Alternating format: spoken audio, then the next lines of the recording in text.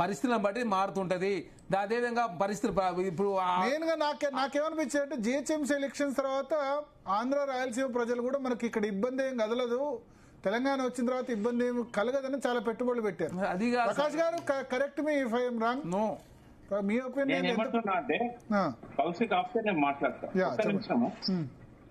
ఎవరి నమ్మకాలు వాళ్ళవి. బట్ నేను చూస్తున్న డెవలప్మెంట్ ఏంటంటే 2014 తర్వాత చాలా మంది ఈవెన్ శ్రీకృష్ణ కమిటీ కూడా అన్నది ఇక్కడ రియల్ ఎస్టేట్ డమాన్ అంటది, ఇక్కడ ఇండస్ట్రీస్ అన్ని వెనక్కి పోతాయి, ఇట్లాంటివన్నీ కూడా చెప్పడం జరిగింది. బట్ అదంతా రాంగ్ అని ప్రూవ్ అయింది. ఒకసారి ఒక 1 to 2 years లోనే స్టెబిలైజ్ అయింది తెలంగాణ ప్రభుత్వం. దాంతో ఎక్కువ మంది ఇన్వెస్ట్మెంట్స్ పెట్టడానికి ఇక్కడ ముందుకు వచ్చారు. దాదాపు 3-4 వేల పెద్ద ఇండస్ట్రీస్ వచ్చాయి. ఐటీలో కూడా 3 రెట్లు పెరిగింది.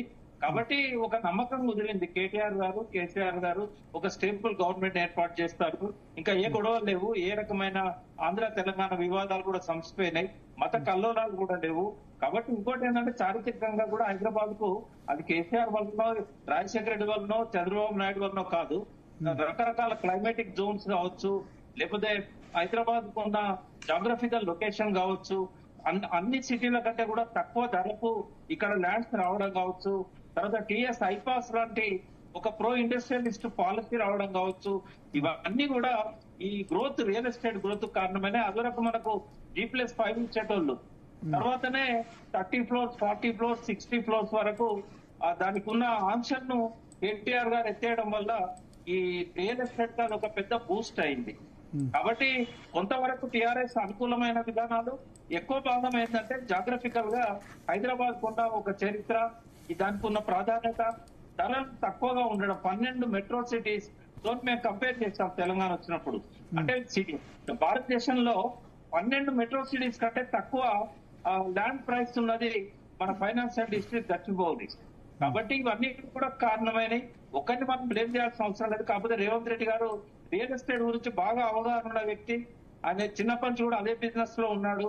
కానీ ఈ గ్రోత్ ను ఆయనే బూస్టప్ చేయలేకపోగా తిరోగమన దిశలో ఉండడానికి ఆయన చేసిన కామెంట్స్ అనేటి ప్రధానంగా కారణమైనవి. ఇప్పుడు ఉదాహరణకు ఎట్లుంటదంటే ఫోర్త్ సిటీ అని చెప్పి కేసీఆర్ గారు కామెంట్ చేశారు. హరీష్ రావు గారు అమెరికా పోయి మేము 4th సిటీని రద్దు చేస్తామన్నారు.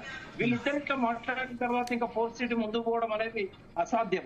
అట్లాగే రేవంత్ రెడ్డి గారు కూడా నా దగ్గర డబ్బు లేదు, మళ్ళా కాంగ్రెస్ మళ్ళా పవర్ లోకి వస్తే 4th సిటీ పోతుంది 28 లో.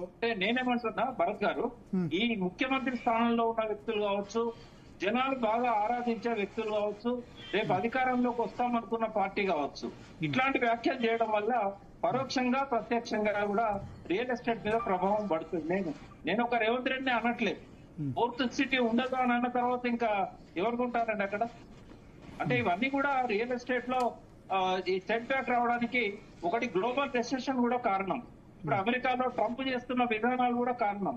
అంటే ఓవరాల్ గా చూసినప్పుడు 3-4 కారణాలు ఉంటే అందులో ఇవన్నీ కూడా వస్తాయి. ఓకే.